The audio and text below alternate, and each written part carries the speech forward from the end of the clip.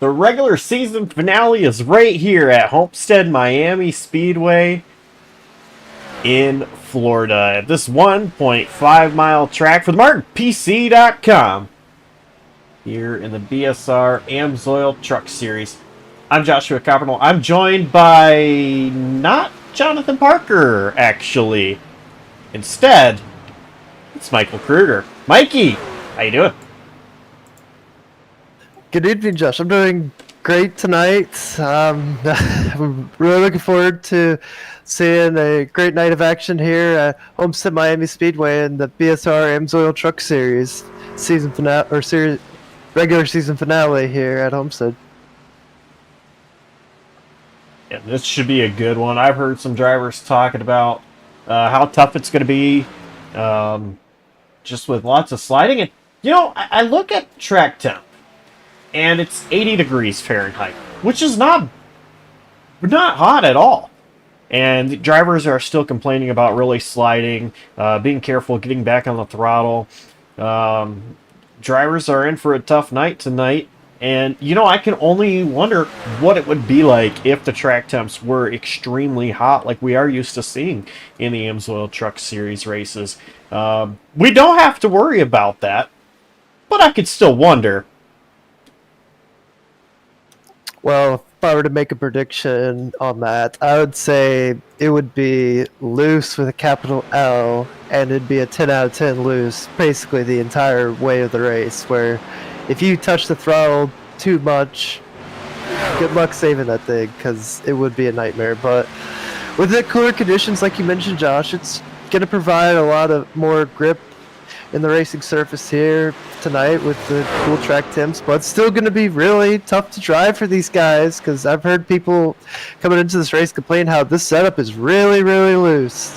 And I think we're in for a really good show of off throttle time and seeing who could keep their truck cleanest here as the race goes on at Homestead. Qualifying is getting ready to start here. And first one out on track. No shocker, it's Zach Probst. Oh, I can't believe it! He's always the first guy that always goes first. I don't know what it is, but he's always the, I guess, guy that just doesn't care and just sends it out there. I just had to act dramatic there. You know, there's some guys, including yourself, that like to wait a little bit to go out there before qualifying. Myself, personally, I always want to go out there very quickly, just get it done and over with. Zach Probst, another one. You know, it's all the time. Whenever Probst is racing, we always expect him to be out first. For sure. I'm one of those guys that likes to wait around in qualifying. I like to kind of get an idea of what lap I got to put down, what I have to do compared to practice times, and just give myself a moment to wait for the last like 2.5 to 3 minutes of qualifying to go out there and just kind of get a judge of what kind of lap I got to put down, how much faster do I got to be than this lap, and that's just kind of really how I approach it. Really, I mean, I kind of like the add pressure with it, despite, you know, it's very pressure packed nonetheless, trying to set down a good lap in qualifying. Zach Probst, fifth quick. 33.214 was lap 1. Off turn 4 down the front stretch. It is 32.840. Goes P3. Meanwhile, either Talladega Moreno, 32.571. Stays on top of the board. Yeah, and ETB at the moment so far, was nearly 2/10 faster than the guy that's second quickest, and that's Brett Bennett.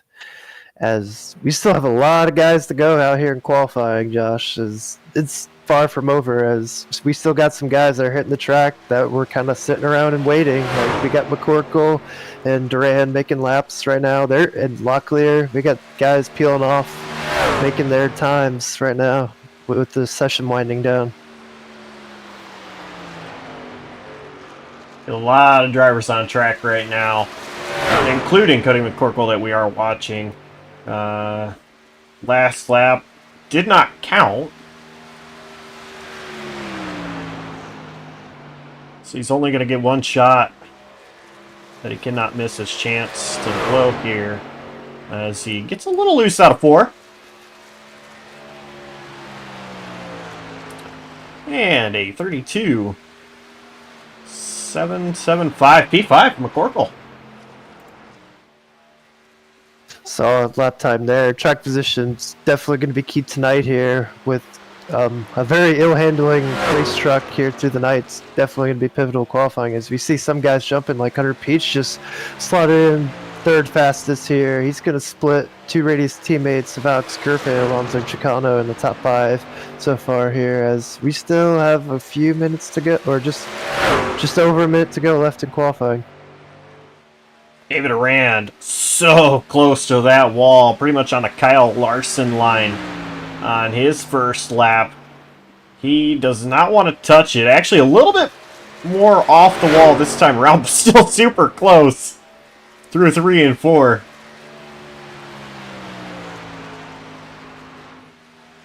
P16, 32.987. He's going to go to the bottom this time around. So I imagine, you know, all last lap, that was just to really continue to wind it up. Something we see a lot of times, Daytona, Talladega, and now Atlanta, just running around against the wall on your warm-up lap and your first lap.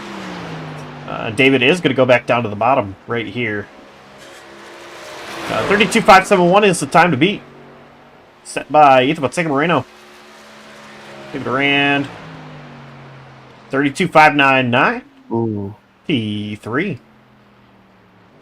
He's going to be 2 1,000ths of a second behind his brother, Justin Arand, and take third. So that's going to do it. Qualifying. The only one on track right now is Levi Poland. He's already set both of his laps, and time has expired. So a lot to cram in before they get green. So let's go ahead and first tell everybody our picks to win. Mikey, who do you have? Well, we got definitely a lot of good picks here on the table here tonight, but I might be picking one below the belt here, and I hope this person doesn't get at me later for picking them if they have something bad happen to them. I'm going to pick my teammate Ethan Fonseca Moreno to bring home the bacon tonight at Homestead. Pretty solid pick. You know, I'm going to go with another guy. He's in a must-win situation. He's a very aggressive driver. It's very clear he's aggressive. But he's been really having a great season overall as far as running up front. Had a lot. He's had a lot of bad luck. But Nathan Fuller, I know it's some people may think I'm crazy, but I think Fuller he could get it done tonight. This is another track that's been pretty good for him in the past, so we'll see. Let's go to our starting grid. Presented by Martin PC, Ethan Fonseca Moreno, Justin Arand on the front row. David Arand, Alex Kerfan make up row 2. Row 3, Tristan Maher, Hunter Peach. Alonso Chicano and Brett Bennett, row 4. And row 5, we'll see Cody McCorkle and Andrew Elias. Row 6, we will have Zach Probst starting 11th with Nathan Fuller to his outside. Row 7, we have Jamie Wright and Sean Cassane starting. And then next we got William Kemp started 15th and Josh Arnold started P16. Jonathan Jurgensmeyer starting 17th with Harold Tucker starting 18th. And then we got Ryan Bogie starting 19th along with Jacob Locklear rounding out your top 20. Riley Garcia was going to start 21st. Stephen Thornton 22nd. 23rd, Levi Poland. Jared Wilson 24th. Christopher Melton and Justin Rock 25th, 26th. Shane O'Neill 27th. Brandon Hinton start 28th. And 29th, Tyler Watermolen.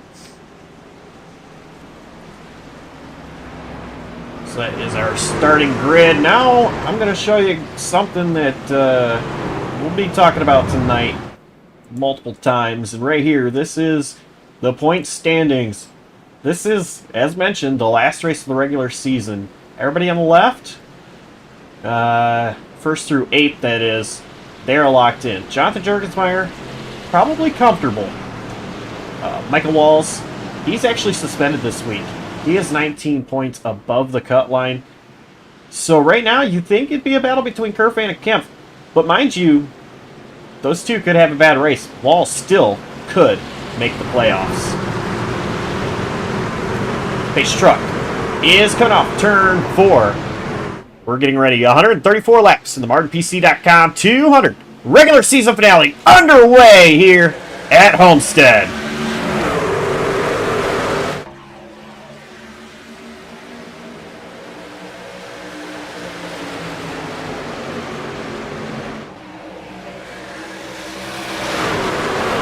Sean Kassane goes all the way up to the wall, way further in the back of the field, but Justin Rand trying to stay to the outside of Moreno. He is not able to. Moreno clears. A lot of drivers trying to find the bottom, but once again, Kassane, he's all the way at the top. Cody McCorville just got sideways off 4. He made a great save, and he's going to lose a couple positions as they are fanning out 3 wide for a moment as Nathan Ford gets into Kassane, and he's going to lose some ground with Jamie Wright going to his outside, hanging off the 2. We are side by side for the race lead. Justin Rand to the inside of Ethan Fonseca Moreno.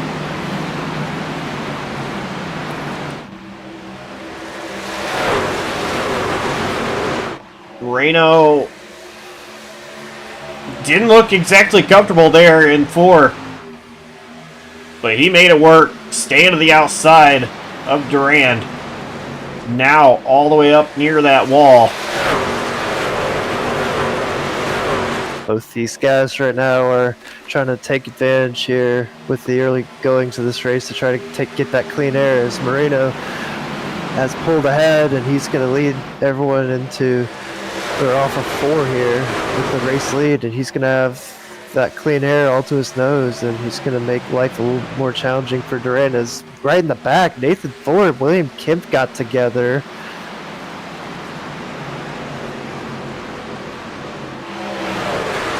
And remember, Kempf is one of those drivers right there on the bubble. Mathematically possible to make it on points.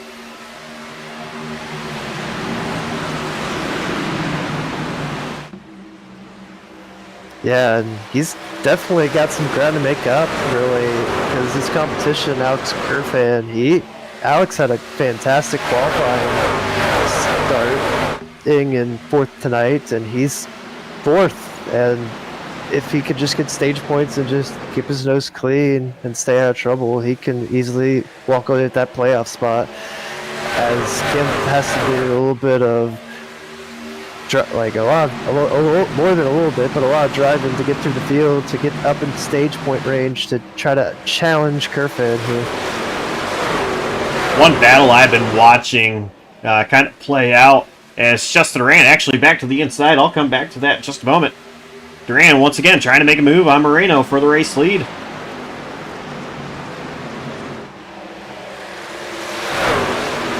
They are side by side. Durand gonna have to tuck back into line. But Tristan Maher, Brett Bennett, they have been side by side forever. Maher finally gets clear of Bennett. Now Brett, he is locked into the playoffs, and if you're wondering how, it's because of the midseason bracket challenge that we had. The winner of the bracket challenge was guaranteed a spot in the playoffs. Brett Bennett, he somehow made it in. I mean, it was literally 0 top 10 finishes. Just a whole lot of luck and bad luck for his competitors. So Brett Bennett, he's got no pressure tonight. All he has to do is just go out there, ride, and you know, he's going to try for a win. He still wants that win, but the pressure to actually get it done is a whole lot less.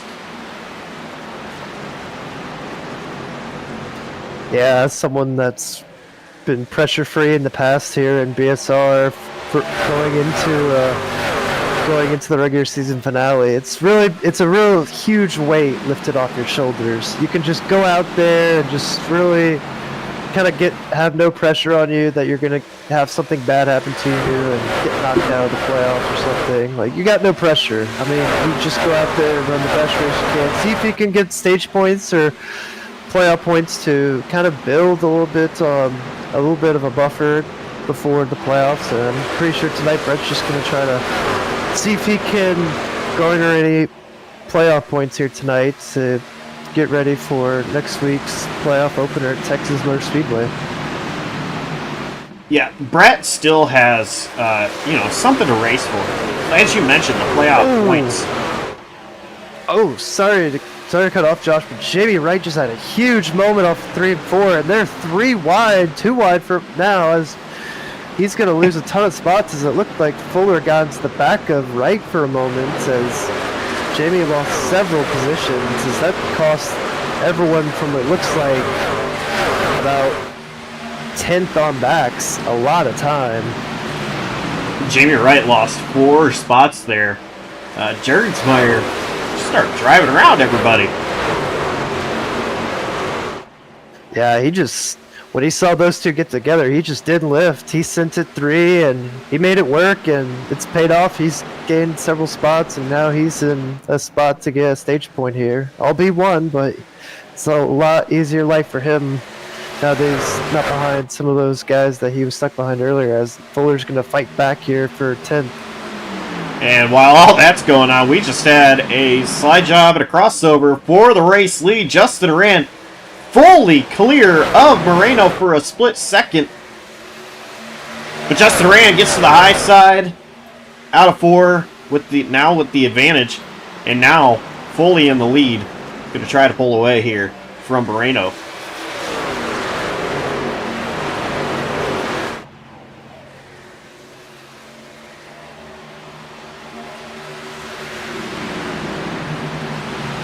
Zach Probst looking to make a move pass on William Kemp. Yeah, I mean, remember, Josh, how we mentioned about Kemp and Alex earlier, how these guys are kind of fighting each other a little bit for that last playoff stop potentially if they can outpoint Micah. And William Kemp from the start of the race has gone from 15th and is so far battling Zach Probst for 8th. He's in stage point range right now as he clears Probst, and he's kind of making a little bit of a march here through the field. If this stays green, I mean, who knows? He might be able to put up a charge on some of these guys ahead of him, like Alonso Chicano and Brett Bennett. Yeah, stage caution is going to come out at the conclusion of lap 34. William Kemp currently will gain 3 points if he finishes where he's at right now. But on the other hand, Alex Kerfan in a spot to gain 7 points. Yeah, and right now Kerfan just made a lunge to the inside on his teammate David Duran, who is riding the fence and is going to get to the outside of Ethan Fonseca Moreno for second here, and he's going to be clear at the moment as Moreno's going to try to take a charge inside, as Kerfan's going to go to the outside of Moreno for third, as he's going to be good all over the bumper of his teammate David, as the two of them are going to get by Moreno for position. Slot in Alex Kerfan, now P3 on the board. You want to have speed now? Go to the wall. You want to have speed later? Stay on the bottom. But Alex Kerfan is underneath David Duran now to try to get second place. David once again is going to ride the wall here, and Alex is going to get it, but David's going to have a big run off the corner, and we're going to see here, he's going to go low here, carry this momentum, as there he goes, he's going to go low, and Alex is going to stay up top here, and we're going to see how this shakes out here. So a battle between teammates still with a lot of racing left in this stage, but Alex Kerfan ripping that wall. Put him at P2, just behind teammate Justin Durand. Yeah, well, these guys are kind of duking it out. Josh, last time by, Alex and David we're both faster than our race leader, Justin Duran. Justin might be under fire here from his teammate Alex Kerfan here, and who knows? Kerfan might have a chance potentially here at taking away the stage win from Justin here, as he's just kind of keeping it on the bottom after riding the top for a few laps.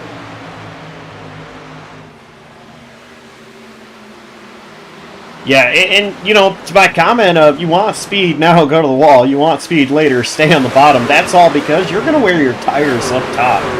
And these drivers know that. Right now, Kerfan, you know, running the top line. Well, I was going to say he's been on the bottom these last couple laps, maybe to cool the tires back down. But, well, he moved right back up to the high line. He's going to have a run. Does he peak to the inside? He does not. Didn't look like he built quite the run as he sends it on his teammates outside, but he just kind of loses a little bit of time through 1 and 2. He's going to have a little bit of a run as he wiggles just a bit off of 2, and that's going to cost him a little bit of time, but he's going to stay tucked in right behind his teammate Justin Duran as he's going to follow his teammate into the corner here through 3 and 4. Right now, just using the draft off of Justin Rand, trying to get up to him. Now, just a moment ago, with the way the camera angle was, you probably saw a yellow truck, well, right there. That is Andrew Elias. He's only 4 seconds ahead of these guys. So he could become a factor in this battle for the race lead.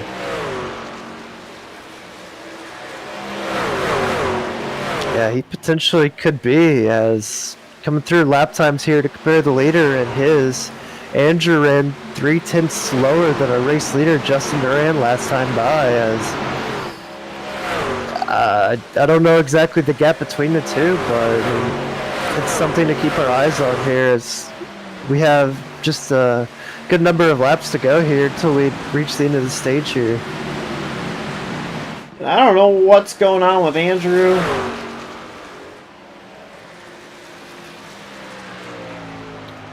Well, looking back at it, he did get a EOL and for this race, as per requested from race admin Jonathan Parker. So I mean, maybe he's just, I don't know what it could be. But we have some battles going on track as Tristan Maher is going to try to go the outside of Ethan Fonseca Moreno here. He's going to try to pick off another spot and take away another position from Ethan.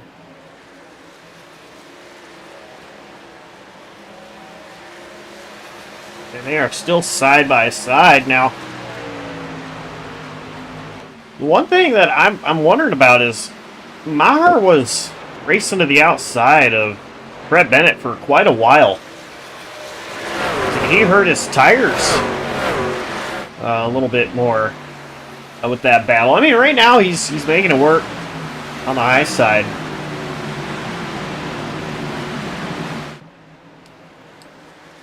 Yeah, speaking up, Brett is under fire from Zach Probst for positions. Probst gets loose off of 4, and he's going to lose a ton of momentum as William Kemp and Nathan Fuller are going to pull right up to him as Fuller's going to send it 3 wide on Probst. That's going to be a little tight on entry as Probst and Fuller have a moment as Fuller's a little sideways as they somehow get out of there unscathed, as that was a little hairy for a moment there off of 2. Fuller just tapped the apron, and that's what got him sideways.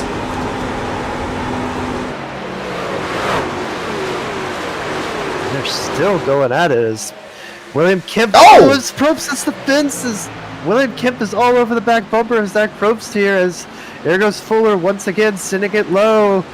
Probst goes middle and Kemp goes high. We're seeing a perfect mixture of different lines here at Homestead Miami Speedway on full display between these three. All 3 of them that time used completely different lines as once again as we go through turn 3 and 4 they're doing the same thing again, running 3 different lines, trying to see which one works the best. They're going to be 3 off of 4. And William Kemp with the advantage with that high line. He's going to get in front of both these guys. Now Zach Probst's going to have the high line. He's in the middle. Actually, it's going to get Fuller the position. It was a nice, nifty little battle we had going on there. As we're going to see here if these guys can potentially run down the 47 of Brett Bennett here after these guys were going at it for a few laps here. Remember, for Kempf, it's another point. You know, Curve fans should have a better stage than Kempf. With the laps closing in. But, you know, then on the other end of things, what could it look like at the end of the race? Yeah, right now, I mean, it's pretty clear that Alex Kerfan's in a money spot right now. He's driven an excellent stage so far. He executed with a good qualifying run in fourth, and he's kept his tires under him for this entire run so far, putting himself in P2 right now. And William Kemp had a little bit of a tough qualifying run, but he's made a pretty solid march to kind of come back from it. But Alex has just done a fantastic job so far with how he's handled the start of the race with a really good qualifying run and just really managing his stuff so far here. And he's just doing a great job so far. Gonna be curious to see how this shakes out here at the end, to see if those stage points are gonna be big for Alex at the end. Zach Probst under fire from Jonathan Juergensmeyer. Oh. Nathan Fuller was looking inside of Brett Bennett for position as Fuller has run down Brett Bennett and has gotten by William Kemp, as Kemp is going to lose the position to Hunter Peach here going into 3. Yeah, Hunter Peach starting to come alive late in this run. Meanwhile, ahead of him, Fuller got a monster run off of Ford. He's going to be going to send it inside of Brett Bennett, putting him on the outside, and it's going to be tight off of 2 if he could clear him as he slides up a little bit, has a little bit of a moment, and he's just not going to be clear as Brett's still going to be hanging on the outside, but Fuller will take the position away.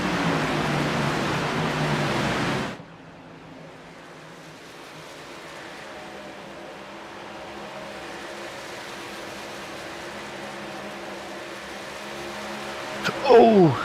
Mid-pack, Sean Cassagne just had a huge wobble off of 4, and he made a heck of a save and just lost a lot of time.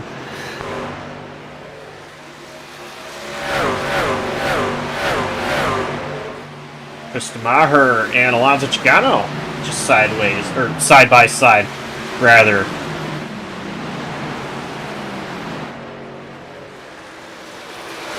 I'm sure if I were Tristan Maher right now, after how much I'd been running the wall most of the run, I'd probably... We got a truck sideways!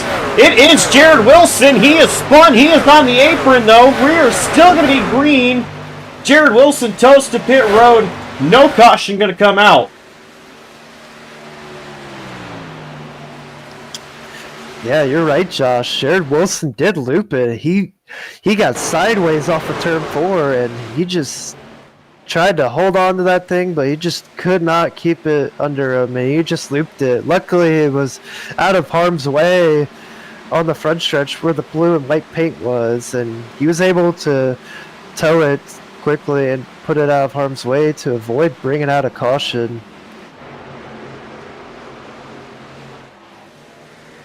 So we are back live as they are 1.5 to go in the stage. David Rand falling back a little bit. Moreno has started to come back alive ever so slightly, but Justin Rand, he is leading the field. And we expect he should win this stage. Oh, David Duran just hit the wall, and Ethan Fonseca Moreno has just ran him down, and he's going to try to get by him for position as they're side by side down the back. This is the most interesting battle we have in the top 10 coming to the end of the stage here.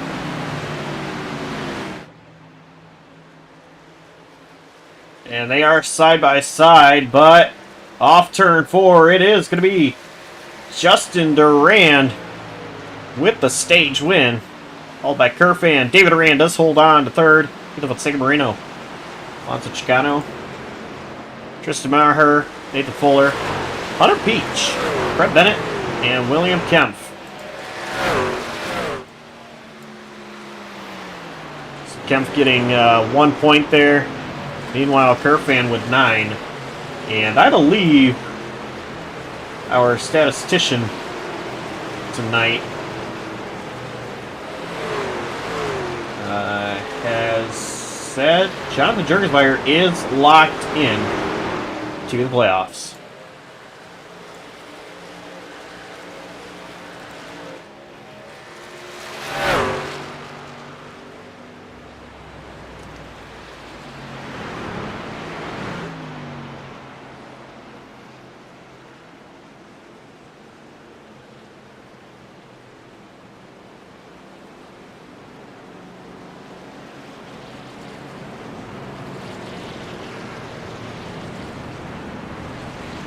So this is the first caution.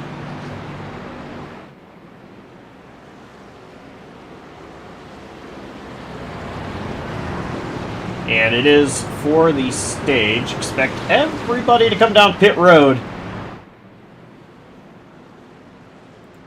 It'll be pretty busy. Yeah, all these guys are going to be screaming, "Give me those freshies! Give me my freshies! Give it to me! Give me the good stuff!" They're tired of their 34-lap old tires. They want the goods.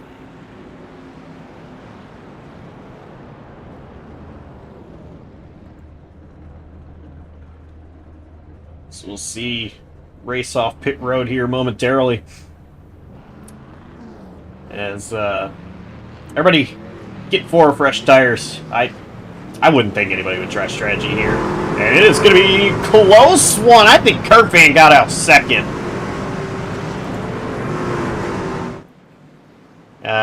Justin Durand won the race off pit road. Kerfan, I believe, got second.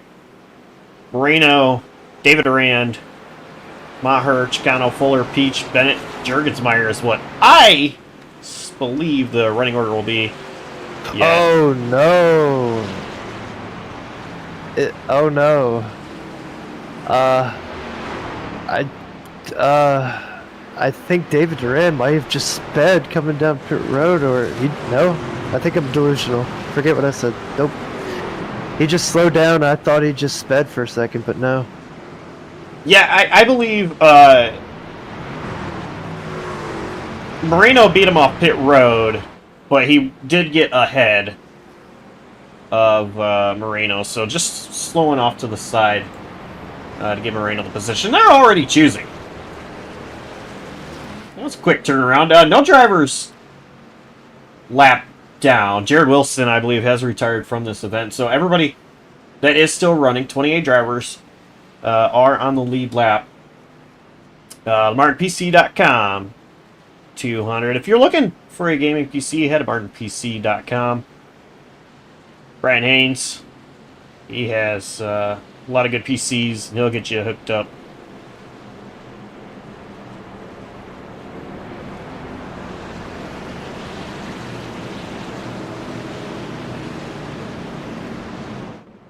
This is the last race of the regular season here in the AmsOil Truck Series.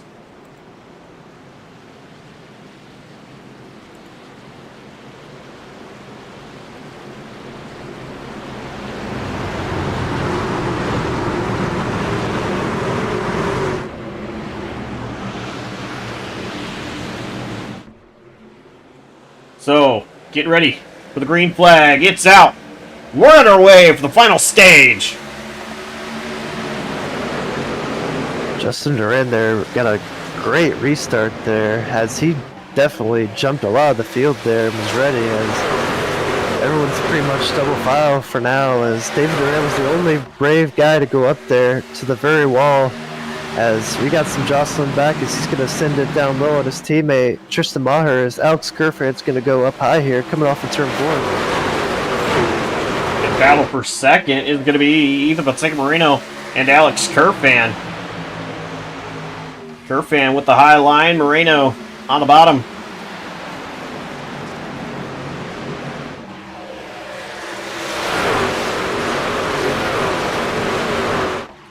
Moreno actually looking to try to get to the inside of Justin Arand. He's not going to be able to do it. He had a great exit off of turn 2.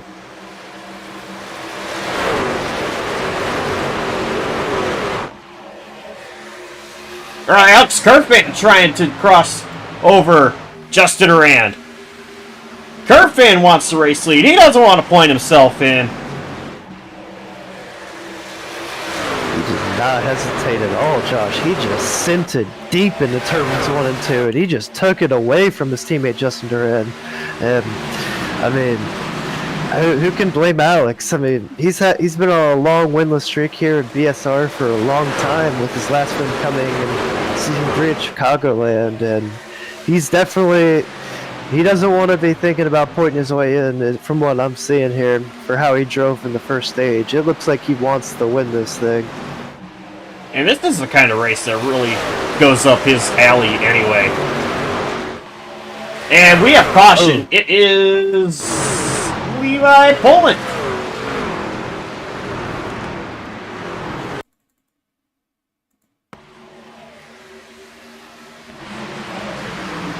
Oh, looks like Levi Poland had a little bit of help in the back of the field. Oh, Jamie Wright just barely getting into him. Oh, Andrew Elias. And I couldn't tell who else that was. Innocent bystander. Looks like Andrew Elias definitely took a big hit there. Nose first. I think that might have done some critical damage to his nose, potentially, as he might be hurt for the rest of the race. Aero and engine-wise, potentially, as this is a tough break for Andrew after nearly getting lapped in the first stage and now being collected in an incident none of his doing.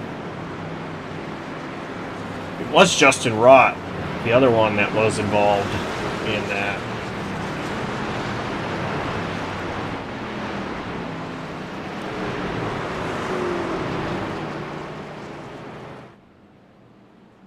So pit road is open. Some drivers going to come down. And once again, just looking for our statistician who is not here tonight.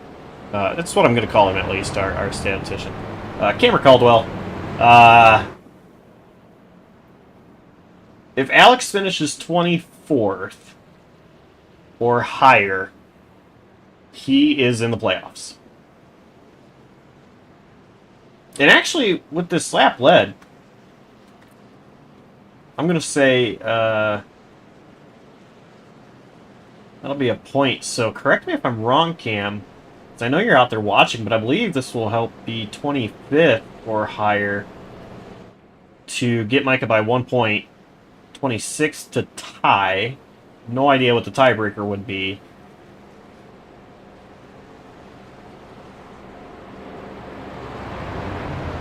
Oh, if I just read the rest of the message that's being said. Anyway.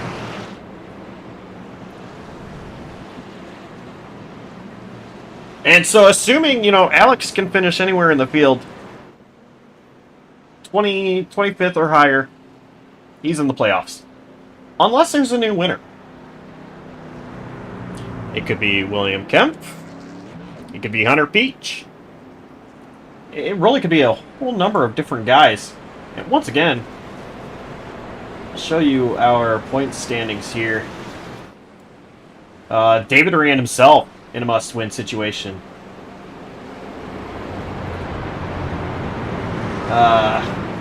Nathan Lehman, Jacob Locklear, Cameron Caldwell's not here. Josh Arnold, must win. Christopher Melton, Nathan Fuller, Brandon Hinton.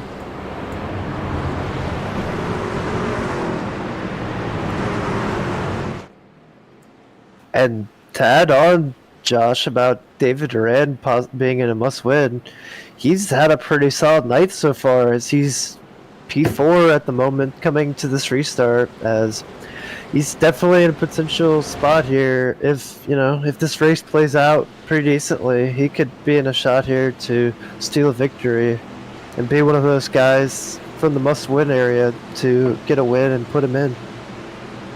And Lehman is not here either. By the way, but yes, to go on to your point.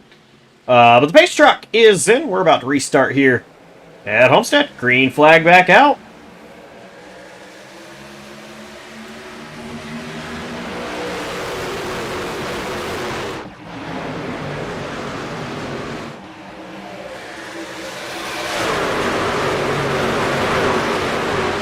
Alonso Chicano now trying to put pressure underneath Moreno. Yeah, he was able to get a pretty solid restart as Moreno in the top side did not get as great of a jump as David Duran's going to send it 3 wide on Moreno and his teammate Alonso Chicano as he's going to look low into one. And he's going to dive in as he's going to get the spot from ETP as now they're going to be 3 wide from with Justin Duran all the way in the top trying to build a run around his teammate Alex Kerfan for first.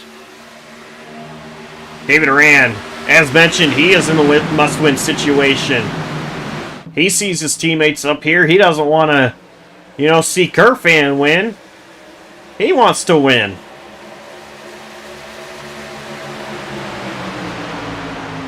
We have side-by-side battle between Chicano and Moreno. Behind them, Maher and David, but Nathan Fuller underneath David Durant. Here comes Moreno underneath Justin Durant. And Moreno's going to try to go inside of race leader Alex Kerfan. Kerfan bobbled! And that's going to let Moreno by with Justin Durant peeking low as they're going to be side by side heading into one here. And we're going to see how it's going to go as Durant sends it deep into one to take the spot away.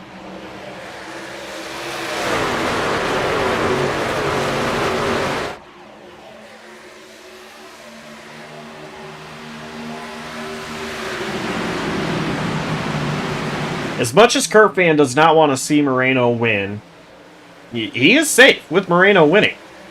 And in the position that he's in, Moreno, 3 wins on the season so far. But we're 3 wide. David Tristan and Alonso. They sort it out. Whoa, and Duran makes a very aggressive slide on his teammate. Barely gets in front of him as they make it just all right. That was a big moment as Chicano slews through 3 and 4. And he's going to try to... Oh, there they go. In front of the field as Zach Probst is involved.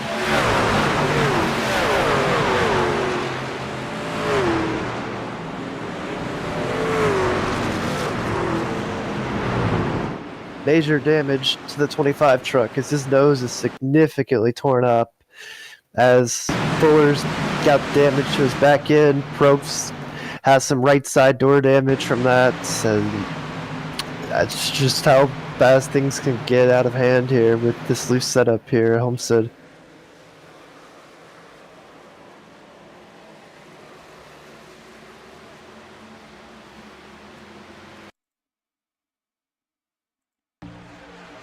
So yeah, you see, Chicano got sideways as a result of Fuller.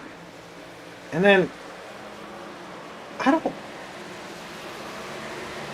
It just looked like Chicano turned right to get into Fuller.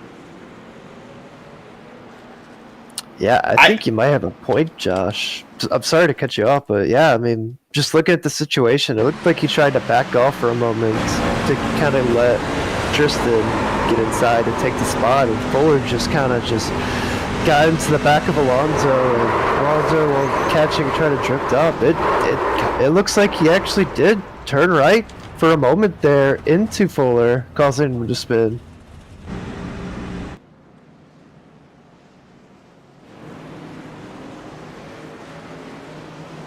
I mean, I don't know, just riding on board there, you know, you definitely could see Chicano still fighting with the wheel. On board says, you know, one thing, but, that was interesting. Anyway. Yeah, as we were looking at that, Josh, a lot of the field came down pit road and pitted for tires as we got some guys that stayed out. We got guys like David Duran staying out. We have Brett Bennett staying out, shocker. And we got Cody McCorkle, Sean Cassane, Jamie Wright, Andrew Elias. Those guys, they all stayed out. And we're seeing a mixed bag of strategy, Josh. We hadn't really seen strategy in a play all race. I mean, we're gonna see how new and old tires are gonna differ here. We're gonna see how much new tires matter compared to old tires here fast on this restart, and it's gonna be exciting. And on the other end of things, you know, drivers that did come down pit road, Hunter Peach, he had a 6-second stop. I'm gonna assume that was maybe fuel only. But if anything, right sides. I just don't know. Is Jamie Wright also down 5 seconds? I want to say, okay, Jamie Wright definitely fuel only. Hunter Peach, 6 seconds, probably fuel only 2. Well, Jamie Wright was down 10 laps ago. Him and Andrew Elias, so I don't know.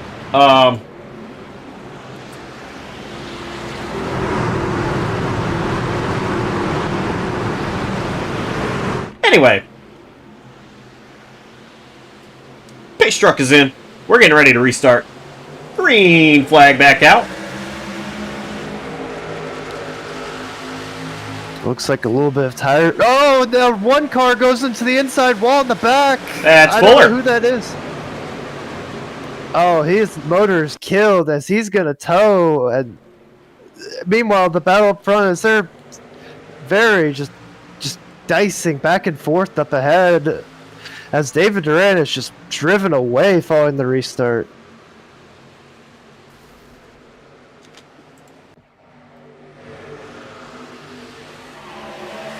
So we just saw a replay of what happened. Now back to the live timing. So Fuller went around on the nose of Alonso Chicano, but this time, there was a stack up behind. Chicano, in my opinion, Chicano could not see, and just happens that those two were right next to each other, and that's what happened. Anyway, 3 wide for second place. How about Elias? Las Vegas winner earlier this season.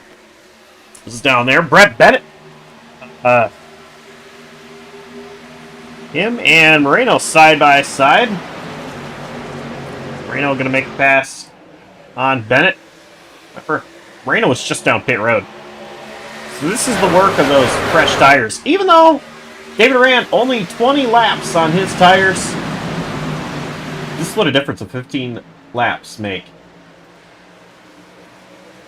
Yeah, I agree, Josh. I mean, we're starting to see a huge tire difference as Moreno. Oh, we got one car spin in the back. Jacob Locklear is around, and he's off the racing surface. No caution so far. No caution. We stay green. He keeps going. Take a look at what happened. They were... Oh, what?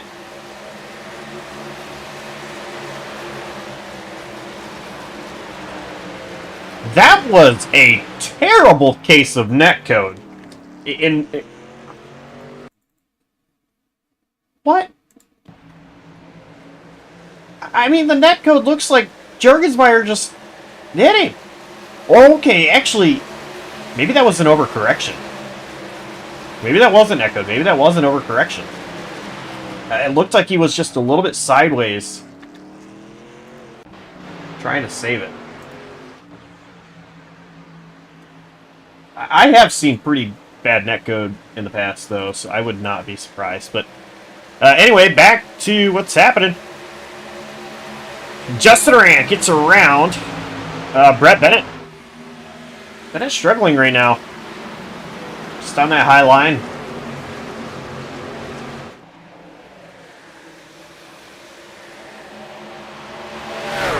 dirty air in those older tires really affecting him.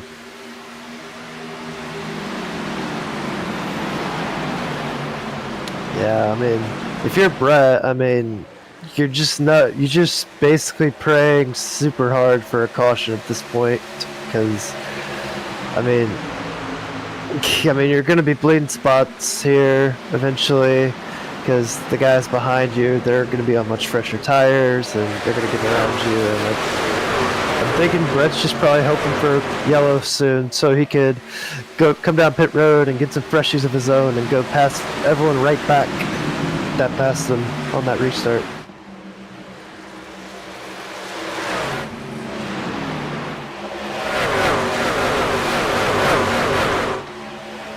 Sean Hussein, P9 right now. He is on the outside of Cody McCorkle. Yeah, last week's winner at Richmond here in BSR. He's riding all the way against the wall. He's had a little bit of a quiet night so far, but he's in the top 10 so far. He's just kind of minding his own business right now. I mean, he's got nothing to sweat about. He's got a win. He's in. I mean, nothing crazy for him. Just kind of minding his own business right now.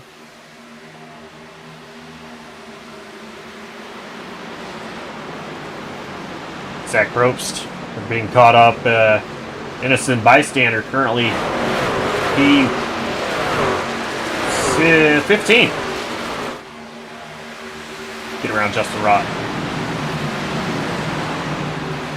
And up here for P6, William Kim from Fresher Tires, I believe, was trying to get by Brett Bennett. As for a moment there, Cody McCorkle was sideways off Ford and saved it. As Kemp and Brett have been going at it for at least over a lap here, as Kemp is going to send it inside into one and is going to take that spot away. As now, we talked about, funny enough, a couple laps ago, Sean Hussein is going to look to do the same thing to Brett.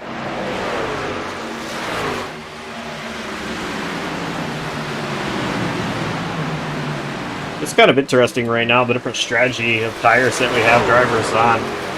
And, you know, just kind of the way that the cautions fell. Yeah, and I think one thing that's pretty crazy to take away from this restart was David Duran stayed out with guys like Brett Bennett on that race at Yellow, and he's somehow, I don't know how, but he's still second. He's in second place right now, but he's up there because he's riding all the way against the fence, just like he is right here. He's riding that wall, and I mean, he's just able to just keep it up there in P2, and I don't know how he's holding on with those older tires, but he's just hanging in there still.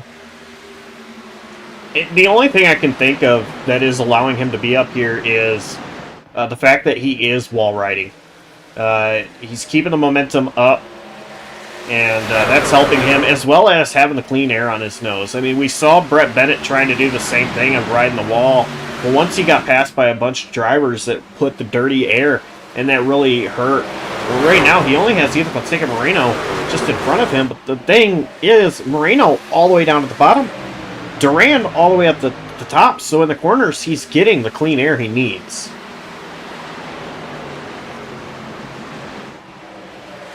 Yeah, I mean that's very true, Josh. I mean, yeah, I mean, ETB is the only guy ahead of David Duran right now, and ETB is running the bottom, and he's running the bottom, and there's not a soul in front of David Duran that's running the top, and he's able to just keep that clean air and just keep the truck happy aero-wise with that fresh, clean air, finding that free area of just like cleanness in front of them. While basically everyone from Justin Duran on back is just kind of riding the bottom long run, as Justin Duran for a few laps here has been trying to look low on David, but just cannot get by him, as David's just, once again, he's just riding the momentum because he's able to ride the top so well here.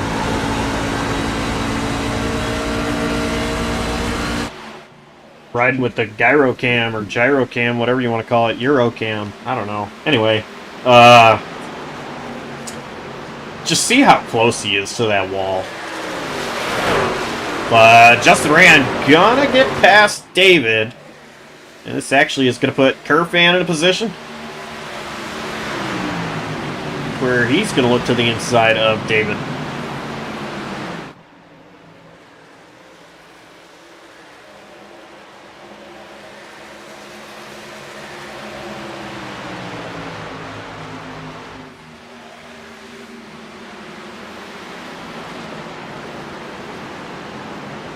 Hunter Beach, another driver that came down pit road, but a much quicker stop.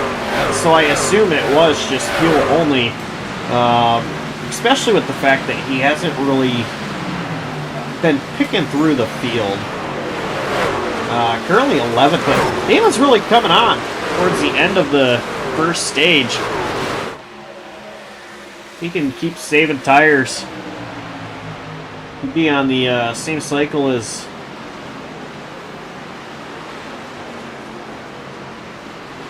some of these guys. They're on the older set. But he might be able to really have some track position here on them. He did lose position to Zach Probst, but I believe Probst is on those newer tires. One guy during this run I want to mention, Josh, that's having a pretty good run so far and has been a little bit quiet, who we have not talked about, is Ryan Bogey. He's P8 right now, Josh. He's P8. He started this race 19th, and since then he's had a little bit of a quiet first stage, and through this run he's up to 8th here, and he passed Sean Cassane a lap or so ago after Cassane knocked the wall down, but Ryan Bogey's up to P8 right now, and he's having a pretty nice run here tonight so far. Ryan Bogey, a one-time winner in the AmsOil Truck Series that was at Michigan in a wild race. I mean, he flew through the field. Yeah, he definitely had an absolute hero of a comeback there at the end of the race. He made such an incredible charge all the way at the end to really put himself in position there, and it had definitely a lot of wild things going on in that race, and Ryan Bogey's win is not one of the only crazy things that happened in that race. As I'm pretty sure for all the JCTV listeners that know, there was a lot more to that Season 3 Michigan race in the BSR AmsOil Truck Series back then. There was a lot to it, to say the least. I feel like every driver's win at Michigan in AmsOil has been overshadowed by some kind of craziness that happened in the race. And that's an understatement right there. We've had moments that, I mean, I don't know if the average person would believe it. We've had intentional wrecks. We've had guys get booted out of the league solely from that race, from Michigan post-race. We've had Drunks. Drunks. Yep. I mean, we've had a lot. I don't know if we've had it all, but we've had certainly a lot at Michigan in the AmsOil Truck Series' history at Michigan International Speedway. And I mean, we've just had so much from just like copy pastas, just beefs, and just a lot of crazy, wild things that you wouldn't think a place like Michigan would have, of all places, but by golly, it sure does. We watched this battle between Zach Probst and Brett Bennett, which no longer of a battle, but you know, we talk about Michigan, and you know,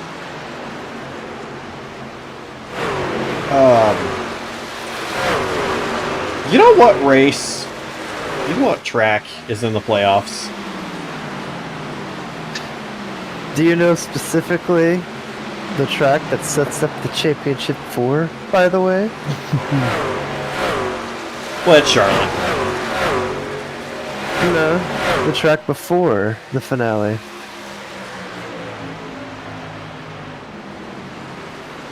Nope, I'm sorry. I am stupid. Anyway. We all have a case of it. Anyways. Golly, man. So yeah. Real quick, yeah, Charlotte is the season finale. The race that is the cutoff to get to the Final Four. That's going to be Michigan International Speedway. What kind of chaos are we going to have there? I mean, besides the fact of guys getting desperate, trying to put themselves in to a spot to put themselves into the championship for Charlotte, I mean, who knows? I just hope we have something that doesn't result in a sport ender by any chance. I just hope we don't have anything like that happen. I think we probably might see a new chapter written in the stars for that race specifically, setting up to be the cutoff race to determine our championship for the season in the BSR AmsOil Truck Series. So we have a battle between Justin Durand and Ethan Fonseca Moreno for the race lead. Right now, Durand is being patient. He's right there on the tailgate of Moreno, but staying patient. And one driver down pit road, it is Sean Cassane. He is among those that came down pit road last 43 laps ago. So I think it's about time for those guys to start coming down pit road. Go ahead and show you the stint. The stints once again. And David Durand, the only one in the top 10 that we see with 43, but Hunter Peach, his tires, I believe, are as old as David Durand's. Peach did come down for fuel, so he might be able to run as... Well, he will be able to run as long as these guys up front. And Josh, to add on a little bit to guys pitting, I just kind of checked recently to get a scan of what the rough estimate for the fuel window is here, and it's about 51 laps or so, give or take. So if you pit a little early, like you're saying, you might have to kind of save a little bit or bank on that at the end of the run. You kind of you got enough fuel in the tank, because it's going to be kind of tight here from here on out a little bit if you pit that early, like you're saying. But the reward of it is that you get a massive advantage on the guys that have yet to pit, like our leaders right now. But it's going to be interesting to watch to see how Cassane's strategy is going to play out here. Andrew Elias down pit road.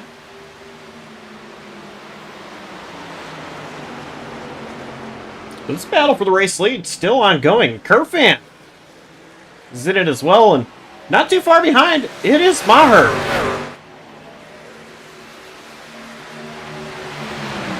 Yeah, in this battle, Justin Durand's been kind of on the bumper of Ethan Fonseca Moreno for a little bit. As a lap or so ago, Durand looked to the inside and Ethan went high, and Ethan was able to fend off the spot for the time being. As going into one, Durand's going to run the top here. He's going to try to build some momentum here off the corner to see if he can get up here and try to send it going into turn 3 on Moreno. As we're going to just see if Justin's going to be close enough to try to send it low, or he's going to try to ride the wall as he's just going to follow him.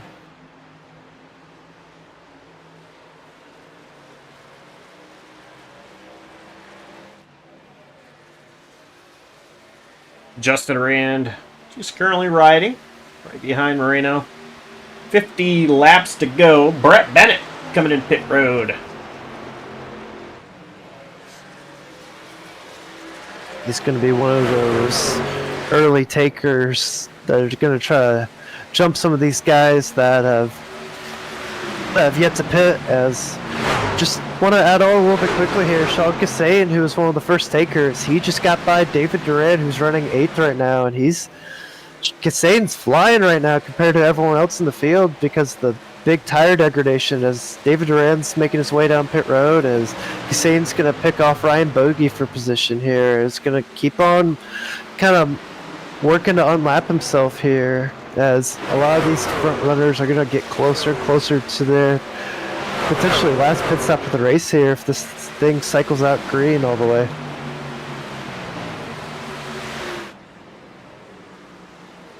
Yeah, that actually was not for position between Hussein and Bogey, as Hussein is one lap down.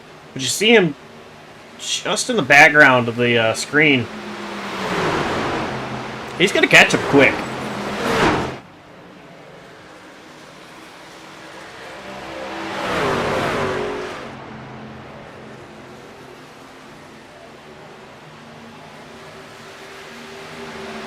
David Durand has completed his pit stop. He's back out on track.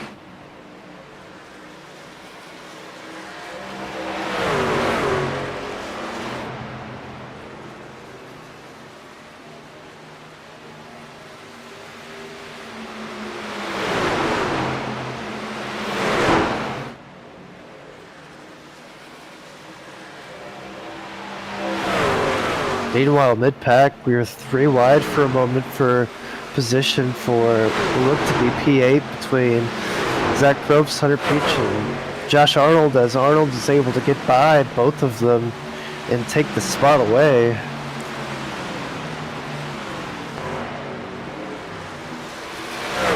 Chris Maher down pit road.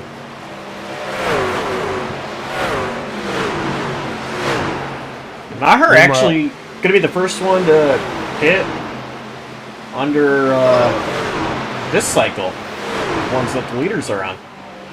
Meanwhile, Justin Duran and Ethan Fonseca Moreno get together going into 3 as Justin looked to door Moreno as here comes the lap car of Sean Hussein trying to get by both of them as Alex Kerfan pits.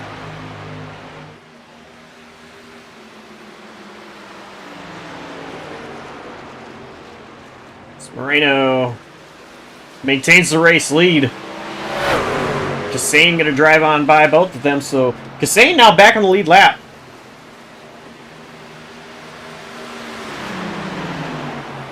The thing for Moreno and Durand is, with Kerfan on pit road, Kerfan's going to have a big advantage. These guys stay out. Meyer and Bogey down pit road. Yeah, and if I were Justin Duran and Ethan Fonseca Moreno, I'd want to pit very soon because Kerfan was not far behind these two, and he's definitely going to look to leapfrog them as, once again, Justin Duran's going to look low here, try to get around Ethan Fonseca Moreno for the lead as they're going to be side by side at the corners. Moreno, or as Duran comes up the track a little bit, as once again Moreno's going to keep the spot ahead of Justin for positions. Justin keeps looking low into 1. Kempf and Peach down pit road. These guys still side by side. I just think that right now, I think they're kind of hurting themselves a little bit by kind of waiting this long to kind of pit, really, because with guys like Kerfan and Maher to pit as early as they did, and these two are still on track fighting each other, I feel like they're kind of losing more and more time, and eventually those few lap tire advantage they'll have, it might fade off here on the longer run, trying to run those two down. Or everyone else down on fresher tires or on older tires.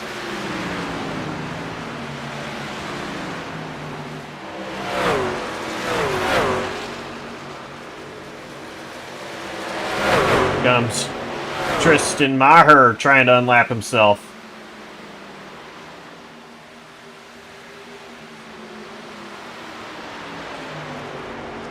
Maher does.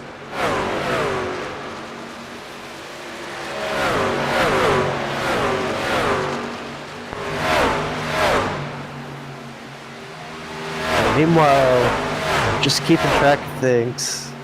Hussein looks to be, for now, I believe, I might be wrong on this, he seems to be just kind of about half a straightaway ahead of Tristan Maher, Maher's clearly on the fresher tires here, and it's just going to be interesting to see how things cycle out here. So I want to say that Sean Hussain's going to be the first guy out on newer tires that's going to lead everyone, but he's at a huge advantage since he pitted so early compared to everyone.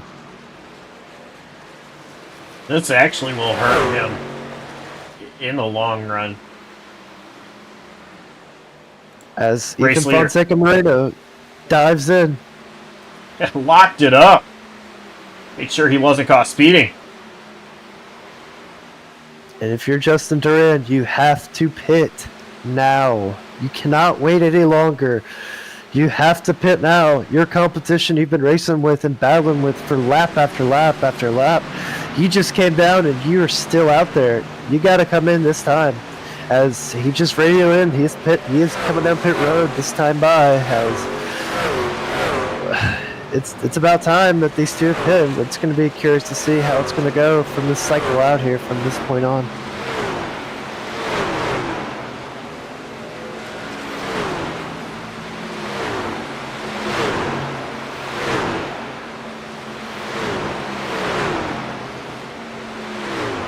So Josh Arnold assumes the race lead.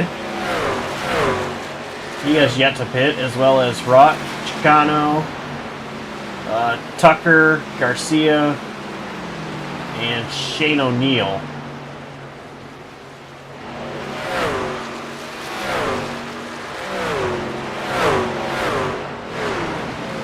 Getting an evaluation so far on how the pit stops will cycle out. Sean Hussain, roughly give or take, has just under a 2-second gap on Tristan Maher for the time being, as Alex Kerfan is lurking roughly about a second behind Maher for position here, as Tristan's definitely closing for sure, and those old tires are starting to catch up to Hussain here, as it's now looking to be roughly a 1-second gap between Hussain and Maher, as the two guys being the so far the leaders to come out here on this pit stop. Here's a look at Ethan Fonseca Moreno, just trying to slice through the field. Meanwhile, Justin Rand back here, he has yet to get up to slice through these guys.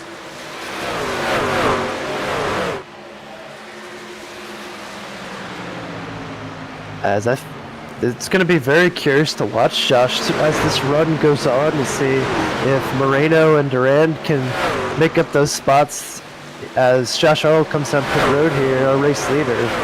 As it's going to be curious to watch here how the tire difference is going to matter for Moreno, as Hussain hits the wall and Maher's going to get right by, as Alex Kerfan off 4 is going to take that spot away from Hussain, as now Maher's going to be the first one on this pit cycle here when everything cycles out eventually. Maher, another driver that is locked in with the win, came at Lime Rock. He had an okay race, did Tristan. May or may not have spanked the field in his lone win this season.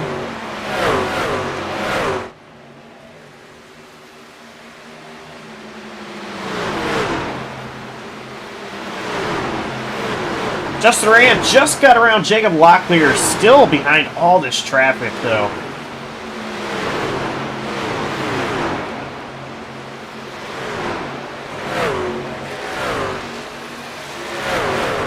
Both Ethan Fonseca Moreno and Justin Rand, sorry for cutting you off, had a 13.9 second stop. 13.9 seconds in their box, so they both did an incredible job getting in their box and getting out. Rott, Chicano, Tucker, and Garcia all come down pit road. So, Tris Maher, now your race leader.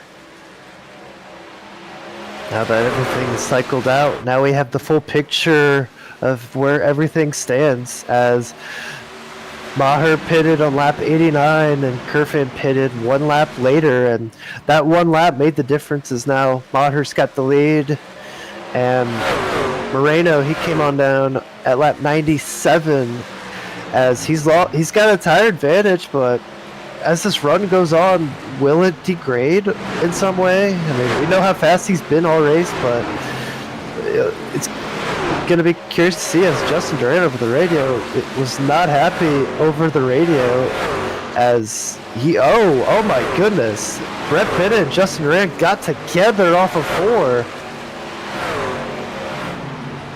Oh man, and Justin is not happy on the radio at all.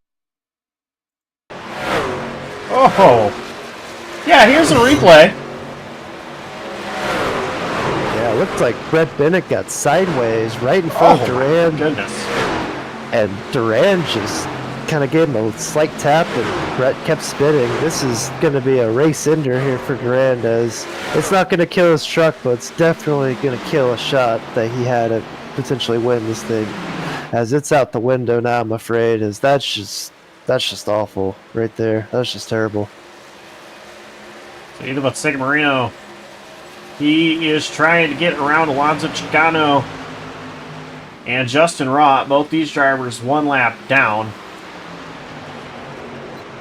Chicano, they make it a little hard for Moreno. His teammates are up there, but you know what? It's going to be hard with Rott right there, being side by side with Chicano. Yeah, and with Moreno big on slightly better tires than our top 2, it's definitely going to cost him a little bit of time, as I believe, I don't know if I'm mistaken here, but Chicano and Rott, they're on slightly fresher tires than Moreno. And it's not a lot of laps, but it's just a couple, and this might be slightly slowing him down a little bit, as Chicano's just radioing in that he's going to let him go here and just get out of his way and let him go try to run down the leaders. And you actually are correct. Rott and Chicano came down pit road 4 laps ago. It was 11 for Moreno.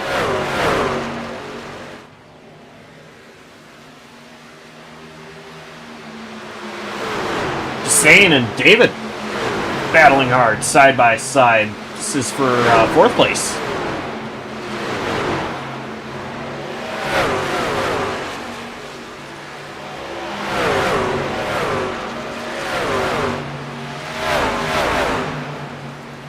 But Kerfan, he's had the lead for a few laps, and we did miss him taking the race lead because I was super amazed at what was going on by Justin and Brett Bennett. Kerfan, you don't want, again, he wants the win. He does not want to have to rely on just getting points to get himself in that way. He wants the win and the playoff points that come with it. But yeah, 2 seconds back is Ethan Fonseca Moreno. 27 laps to go. And coming around this time by, we're going to see the gap difference, as it's 2 seconds. Last few laps ago, it was 3 seconds, and now it's down to 2 seconds, as Alex Kerfan's lead is dwindling little by little, as Ethan Fonseca Moreno and those freshies is moving closer and closer to our top 2. And I think sooner or later he's going to be right up there challenging Maher and Kerfan for position.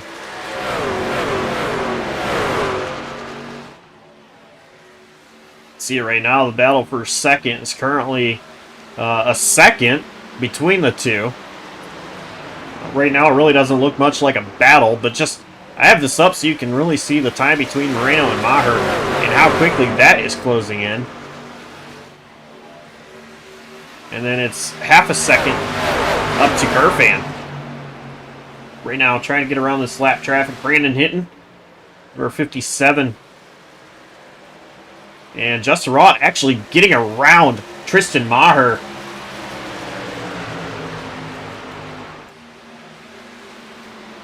Ethan Fonseca Moreno going to be able to do the same.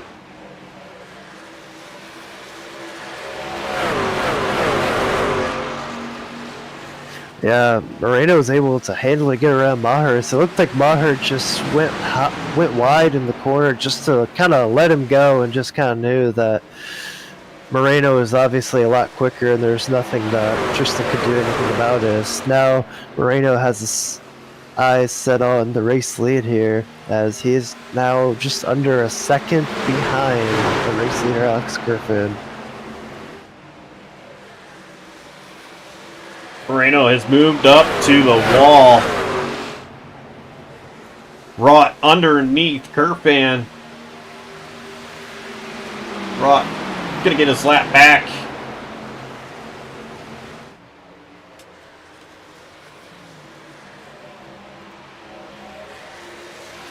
And now 2/10.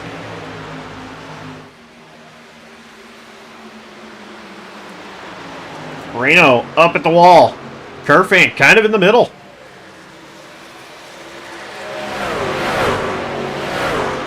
Moreno's going to take the outside away from Kerfan. He's going to try to power around him on the outside through 3 and 4 for the race lead here, and potentially the ultimate win if this goes green all the way.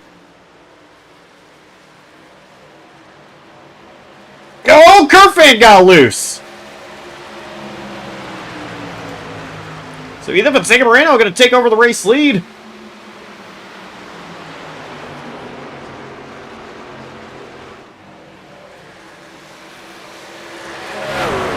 And Alonso Chicano, who has fresher tires than both Moreno and Kerfan, could get around Kerfan.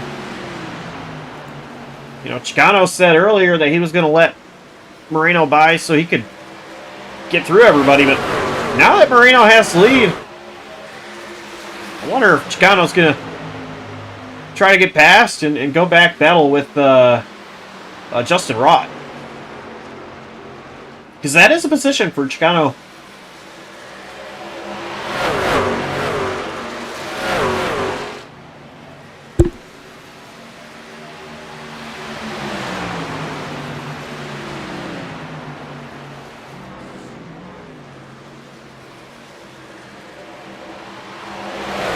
Meanwhile, Go ahead. Sorry.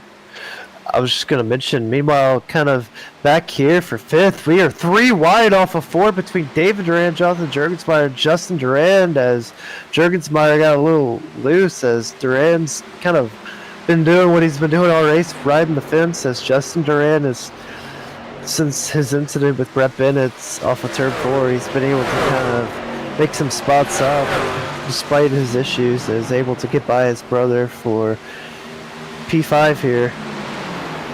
Another 3 wide situation. Harold Tucker not on the lead lap. Nor is Shane O'Neill, who's going to get by Hunter Peach and Ryan Bogey.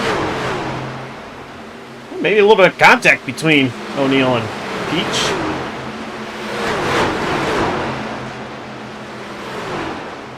As O'Neill just hits the wall right in front of Bogey and Locklear, as it's going to cost him a little bit of momentum here, as it's going to kind of clear things up a little bit.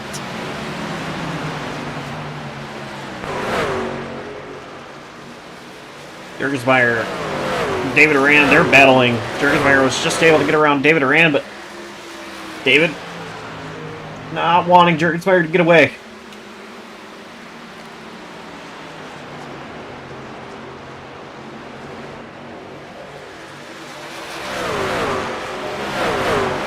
And how about William Kemp? Currently P4. He's got Justin Duran hounding him. 5-lap tire difference between these two. Kemp at this point, if he wants to try to win this race, he needs a caution to come out pretty quickly, as there are 16 laps to go. Kemp's having a really good run tonight. Yeah, we've talked about during this race, Josh, how Kemp has had to kind of outpoint Alex Griffin, how that's more so kind of out the window really to outpoint him and more to just kind of win at this point, as he's had to drive from the back of the field and make some spots up, and right now he's having to fight Justin Duran, who gets by him, as he's had a pretty good night so far and is settling now in P5 here, with coming to roughly about 15 to go.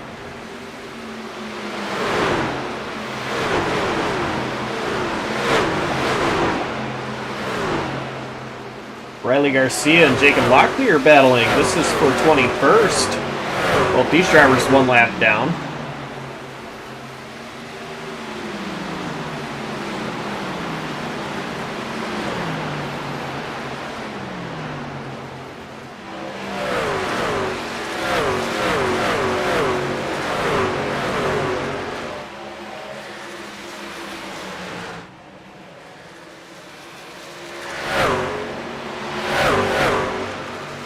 Either about Sega Moreno, though.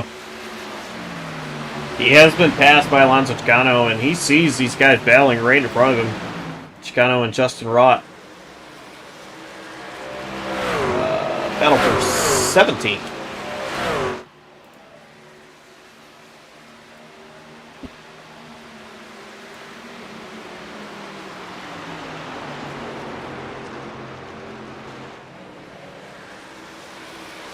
Really, at this point, I mean, it looks like the bed's pretty much made, mostly position-wise, unless we have something crazy happening, like a late race yellow, which we've had some close moments so far during this run, with a few spins and incidents, specifically off of turn 4, but no caution flag so far. As looks like with how this race has gone so far, that it will be more so green to the end unless something crazy happens, which we've seen stranger things happen before. Like last year, Homestead, we had a real mad rush to the finish between several drivers to the finish that ultimately resulted in a first-time winner, Michael Walls, last season.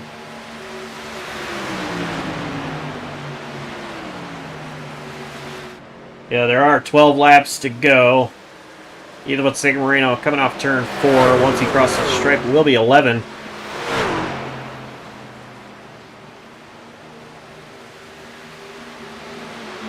And there are a lot of trucks really close.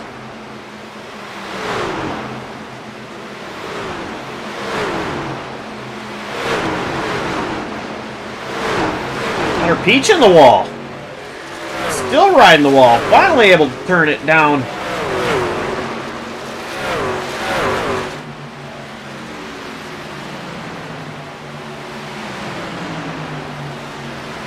Each going to lose a spot to Jurgensmeyer and David Arand.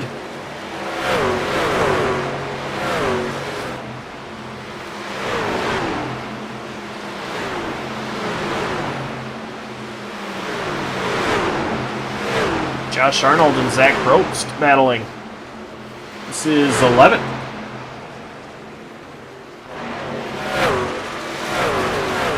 Oh, man.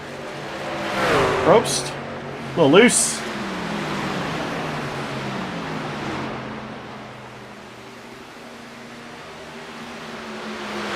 Meanwhile, Hunter Peach has just driven around David Duran for what looks to be for P7.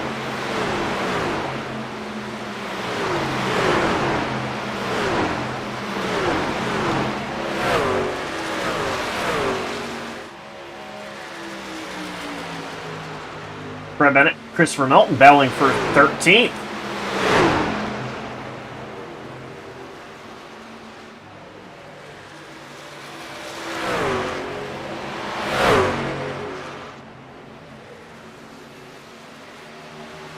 They are still side by side.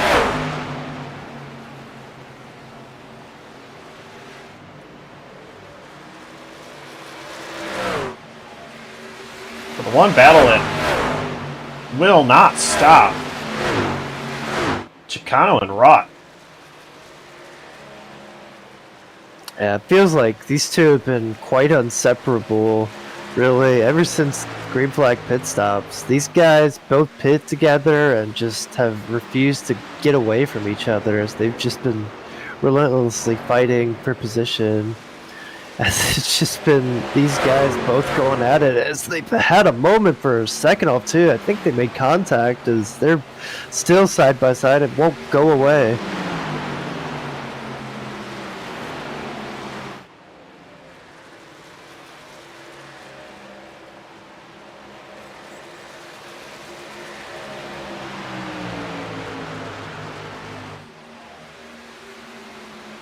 They will not stop battling.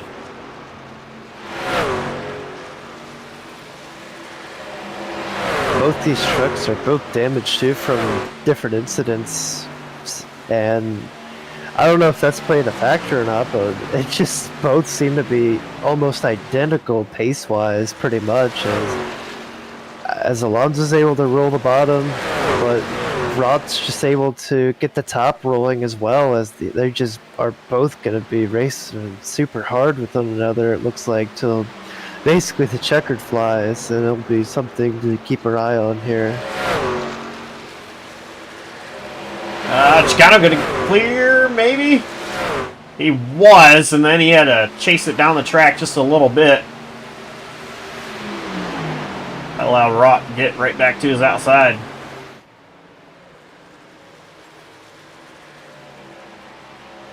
Chicano's going to clear Rod off of 4, as Rod's going to have a good run, but he's just not going to be able to get there, as it looks like Chicano's going to take his Rod's line away, as that's going to put Rod in the fence, as that significantly slowed down Rod, as Chicano's just going to drive away, and it looks like he's going to be able to settle for that spot for the time being.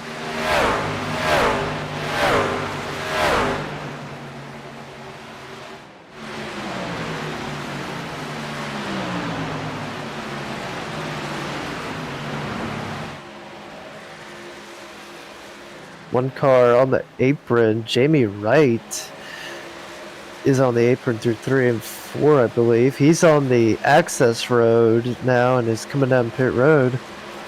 He was down pit road last 50 laps ago. Andrew Elias as well. This guy's,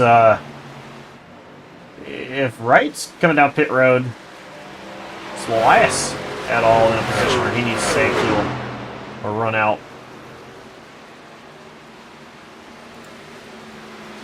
Anyway, it is 2 laps to go for Moreno.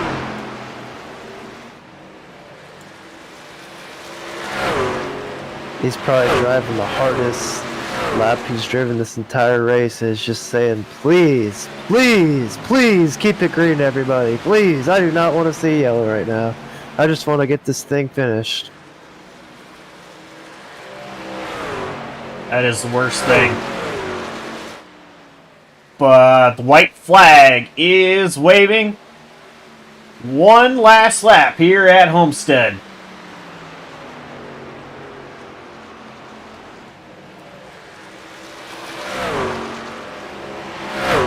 Let's see, Moreno 1.5 seconds ahead of Alex Kerfan. Moreno, he is through 3. And now turn 4. On the front stretch, checkered flag waving. 4 wins this season for Ethan Fonseca Moreno. And Alex Kerfan, a P2 finish. He is going to lock into the playoffs.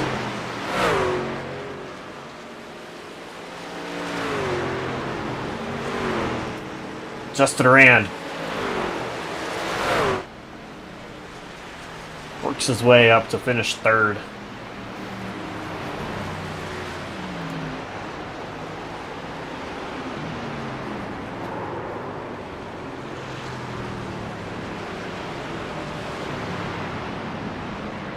As Ethan's looking like he's going to give Andrew Elias a shove here, as it looks like Andrew's out of gas. As it looks like he just needs a little push to the end. I think a couple drivers could have pushed him.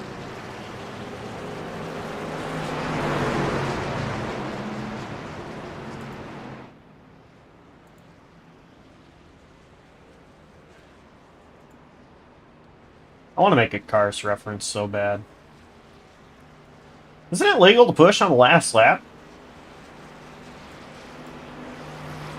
I mean, it's happened before in NASCAR history, like in Chicagoland 2011, when wasn't Matt Kenseth or someone like that getting a push when they ran out of gas at the end of the race back then, or something like that.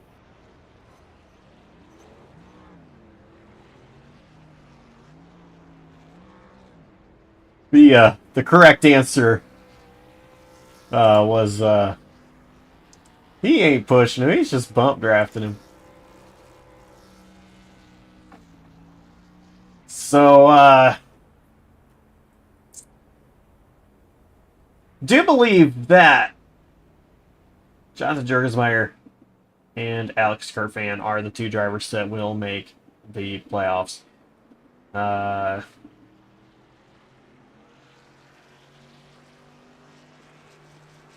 They should have it. Jurgensmeyer was so far ahead in points, and Alex with his second place finish. That'll easily jump him ahead of Michael Walls. So, anyway.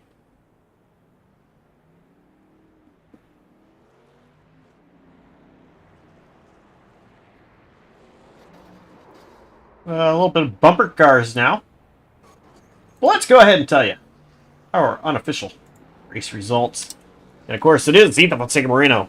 His fourth win on the season. Last season's champion. Finishing out the regular season on a high note. Alex Kerfan knocking himself into the playoffs. He finishes second. Justin Rand third. Tristan Maher fourth. William Kempf finishes fifth. How about that for Kempf? Great finish. Unfortunately, going to miss out on the playoffs, but still a really good finish nonetheless. Hunter Peach, 6th. Jonathan Jurgensmeyer, 7th. David Rand, 8th. Cody McCorkle, 9th. And Josh Arnold finishes in 10th. Finishing P11 tonight is Zach Probst. Ryan Bogey comes home in 12th with Christopher Melton finishing P13. Brett Bennett finishes 14th with Alonso Chicano coming home in 15th. Justin Rott finishes 16th. Brandon Hitton 17th. Harold Tucker 18th. Riley Garcia 19th. And Jacob Locklear rounding out our top 20 here tonight.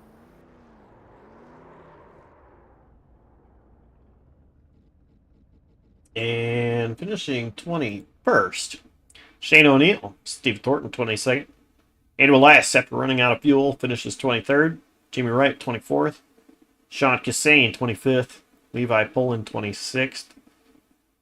27th, Tyler Wilderman. Nathan Fuller 28th. And Jared Wilson 29th.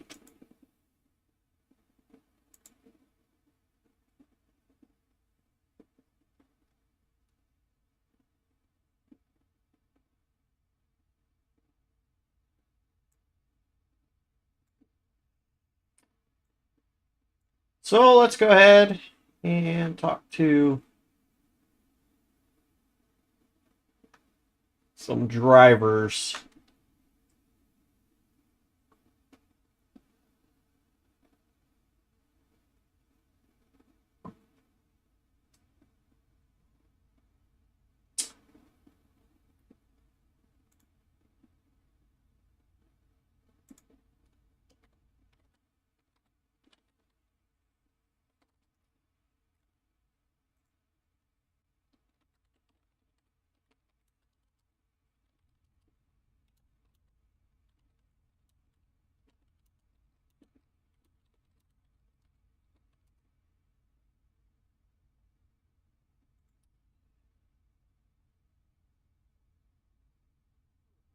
Just real quick looking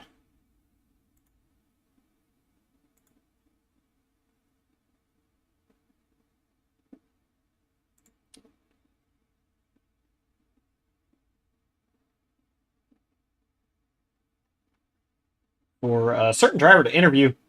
Not sure if we're going to have him or not.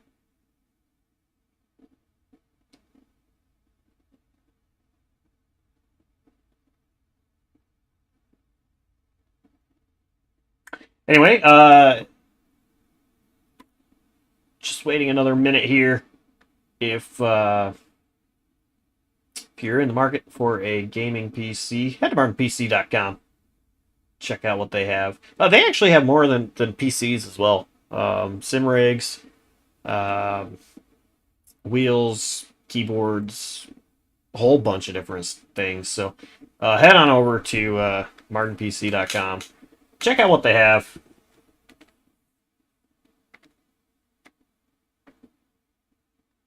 And yeah, I don't think we're gonna hear from Justin. No, I don't think we'll be able to hear from our third place finisher from tonight.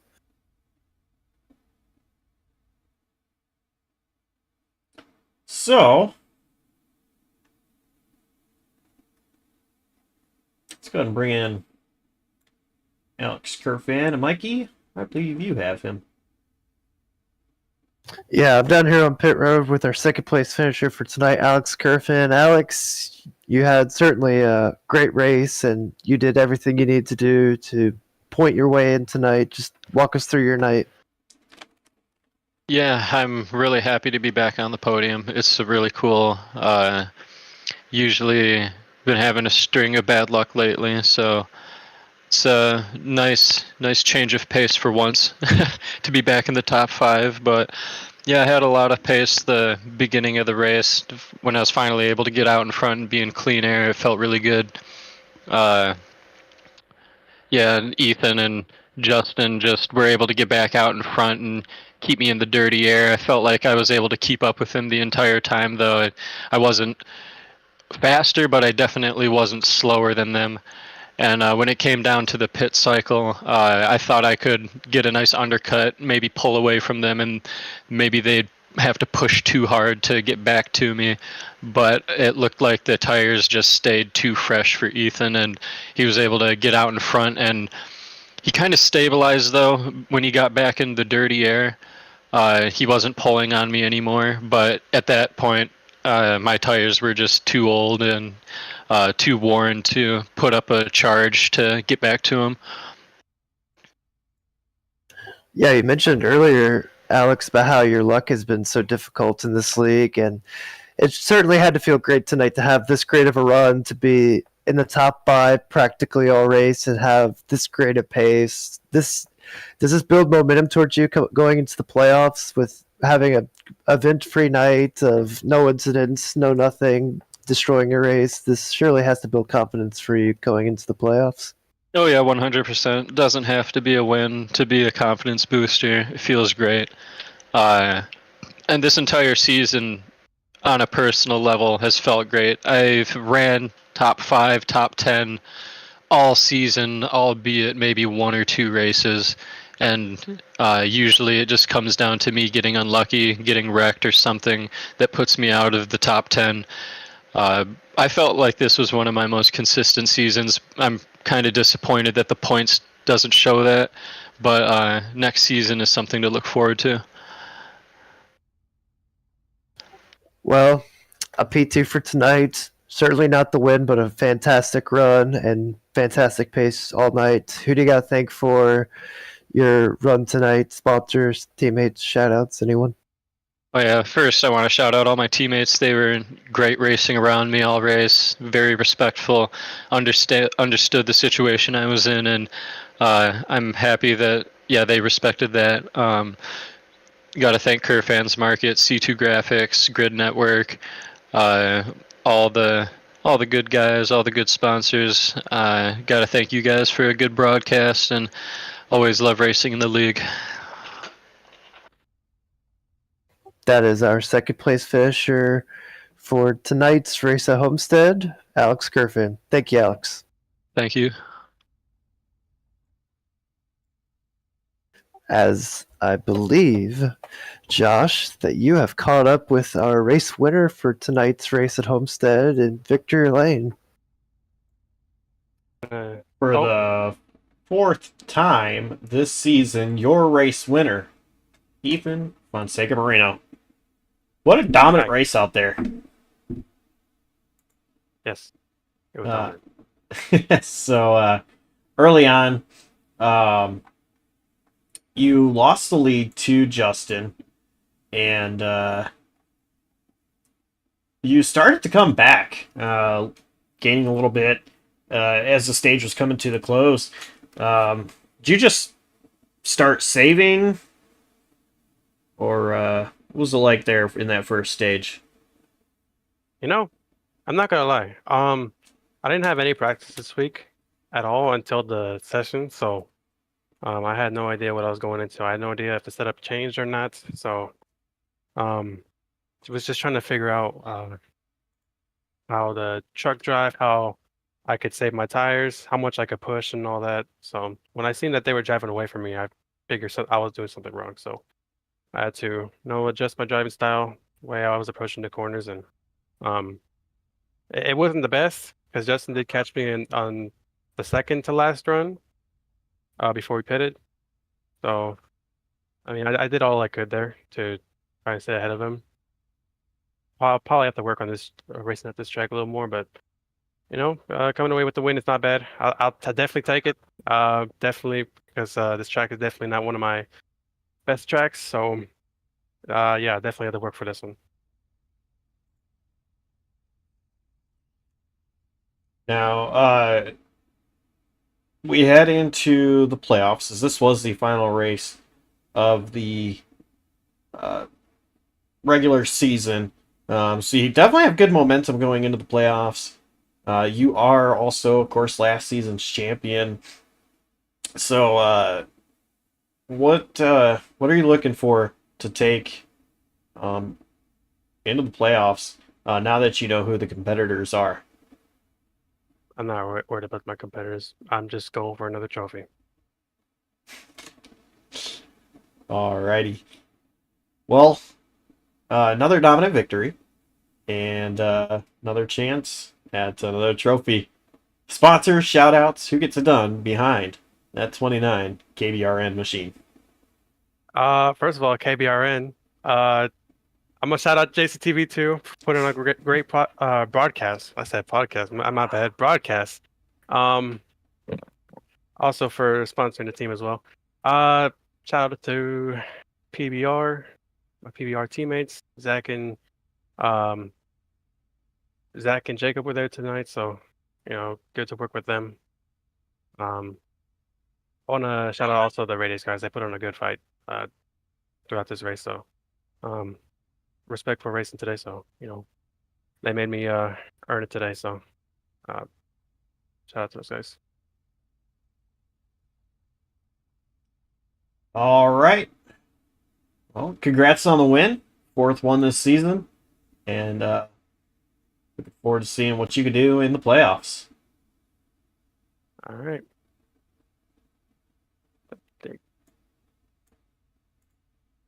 That was Ethan Fonseca Marino, our race winner. So, Mikey, first of all, thank you for joining me tonight. Just to kind of explain a little bit what happened. So, Dawson has not been available this week. Something came up on his end. So, we've had to work around Dawson's absence, which has been easy for us for the most part. But we just keep our thoughts with Dawson as he continues to work things out on his end. So anyway, with Cameron Caldwell on vacation in California for the Long Beach IndyCar race tomorrow, and Dawson out dealing with some things he's got to deal with, and me being in the booth, as well as Jonathan Parker being in the booth. I say this because all 4 of us are the admins of the series. They kind of had a little bit of a problem as far as who was going to be the in-race admin. So Jonathan Parker, he was here tonight. He was the admin in race. So we thank him for stepping into that role. And Mikey, I really thank you for coming in to commentate. This actually was a race you were going to be racing if it wasn't for some incidents that happened last week. And then we don't really need to go there, but I really want to thank you so much for joining me tonight.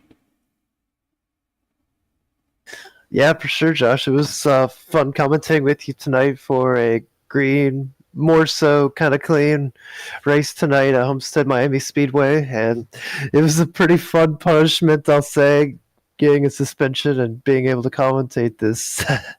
It was really fun just kind of commentating and watching this thing from the booth and just watching it and commentating to see how this goes, and just being a spectator, really, and looking forward to getting back behind the wheel next week at Texas Motor Speedway to open up the playoffs.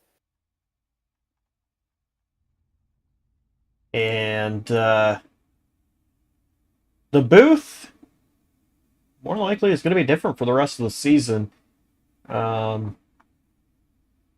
With Dawson taking over production. I won't be around next week no matter what. I'll actually be at a baseball game, which will be fun. But I think after that, I'll be out on track. So this very well might be my last broadcast of the season. We'll see.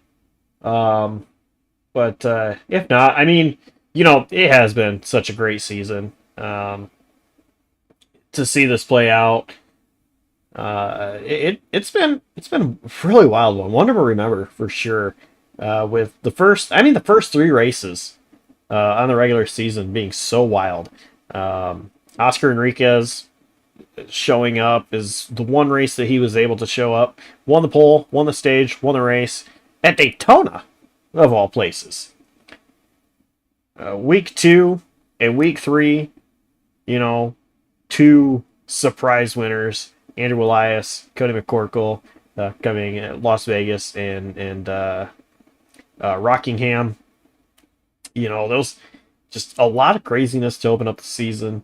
Either with Sega Moreno not being around because being a football fan, cheering on his San Francisco 49ers through the playoffs, and then come back winning a couple in a row. It's been a fun one, and now we are at the playoffs. Let me go ahead and show you guys, you know, just the schedule. We talked earlier about how Michigan is the second to last race of the regular season, Charlotte the finale, but you know we have Texas, Phoenix, and Kansas, Iowa, Dover, and Michigan, and then we finish it out at Charlotte. And you know, I think this first round, Texas, Phoenix, and Kansas, you know, there's 3 different tracks. Of course, really the way that they drive. Texas and Kansas both 1.5 miles, but Texas, you know, turns 1 and 2 are so different than 3 and 4. A lot wider, flatter. Gonna be fun to see the drivers entering in that one.